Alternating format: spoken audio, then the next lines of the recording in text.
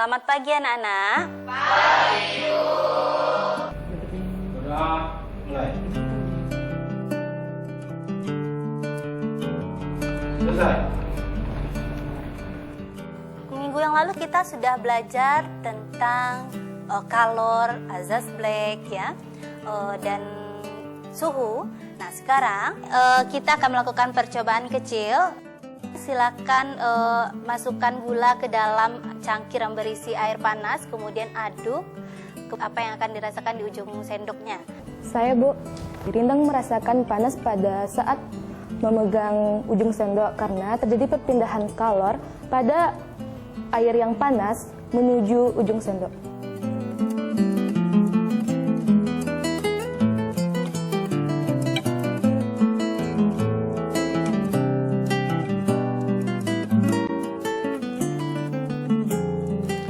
Nah, ketika kita berada di sekitar api unggun, apa yang kita rasakan? Badan kita akan terasa panas, Bu. Kenapa badan kita terasa panas? Padahal kita kan nggak memegang api. Karena ada perpindahan panas, Bu. Untuk itu topik kita pada hari ini adalah perpindahan kalor. Namun sebelumnya ada beberapa soal dalam pretest yang akan kamu kerjakan. Silakan kamu unduh di perangkat kamu.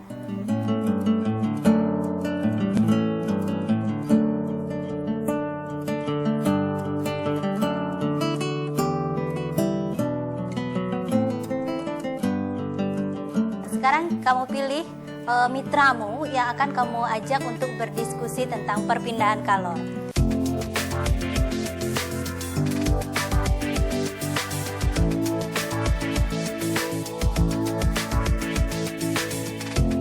Kalian sudah siap?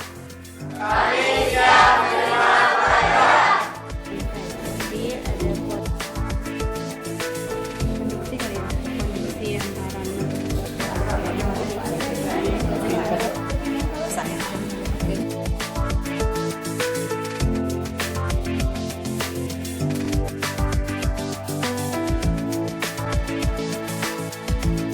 Waktu kita untuk berdiskusi sudah habis.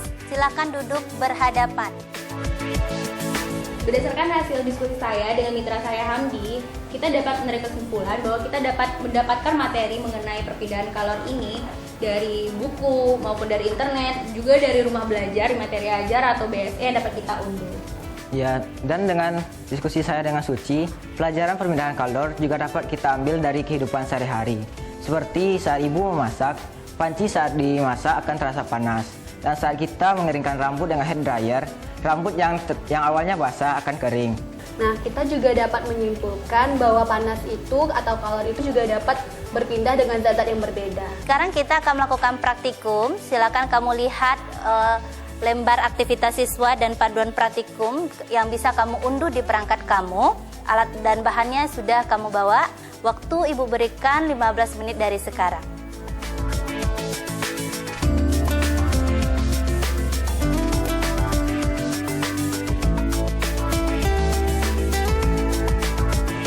Yang pertama ada mistar besi, yang kedua ada benang, yang ketiga lilin, dan perangkat edukasi, lab kamera, dan sensor thermal. Sekarang kita mulai langkah kerjanya. Yang pertama kita ukur dulu luas mistarnya berapa. Panjangnya 30 cm. Kedua nanti kita ikat mistar dengan benang. Ikatnya di salah satu ujung mistar.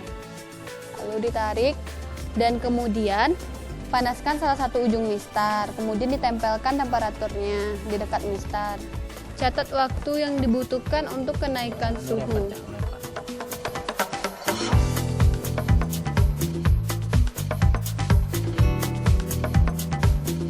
34,4.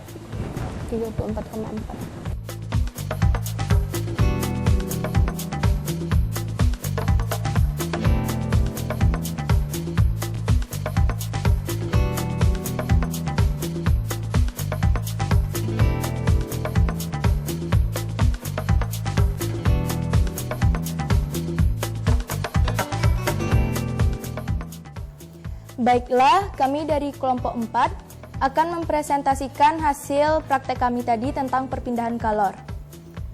Pada layar infocus, teman-teman bisa melihat praktek kami tentang mengukur suhu pada mistar.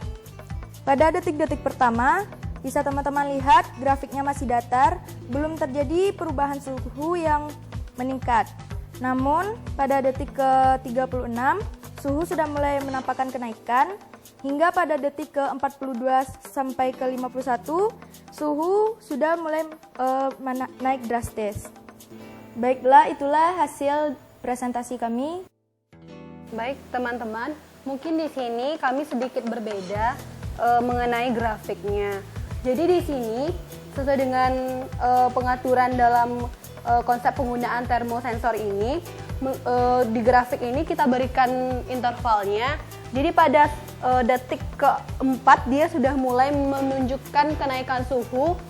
Nah pada detik ke-8 dan antara 6 dan sampai 8 sudah terjadi suhu sampai ke 36, mendekati 36 derajat Celcius. Mungkin itu sedikit perbedaan pada teman-teman. Terima kasih Caca, benar sekali. Jadi pada penggunaan termosensor ini, dalam penggunaannya kamu harus menyesuaikan skala grafik yang akan kita gunakan, ya. Sinar matahari setiap harinya sampai ke bumi. Apa aplikasi yang bisa kita lakukan untuk memanfaatkan perpindahan kalor ini? Silahkan kamu bentuk kelompok, 4 orang, 1 kelompok. Sekarang silahkan kamu perhatikan dulu video yang akan Ibu tayangkan ini. Kemudian kamu bisa mengunduhnya di perangkat kamu. Nah, desain kompor matahari ini banyak, ya. Jadi nanti setelah kamu melihat tayangan ini, kamu cari untuk tiap-tiap kelompok, cari desain kompor matahari yang ideal menurut kamu.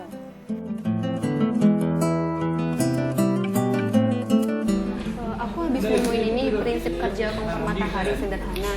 Nah di sini katanya sih memusatkan cahaya matahari yang jatuh ke aluminium.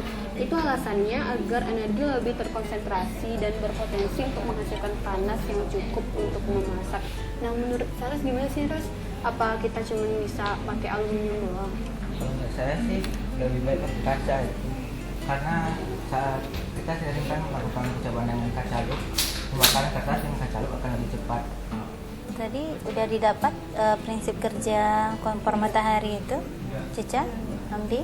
Udah. Gimana prinsip kerjanya yang kalian peroleh? Ya, ini kita dapat ada 3 prinsip kerja, Bu. Yang pertama, dia tuh harus memusatkan cahaya matahari ke aluminium. Jadi tadi kita udah diskusi juga, kalau bukan cuma aluminium yang bisa memusatkan cahaya matahari, kaca juga bisa, karena pemantulan kaca jauh lebih baik daripada aluminium. Baiklah, kami dari kelompok 5 akan mempresentasikan hasil diskusi kami tentang prinsip perpindahan kalor pada kompor matahari.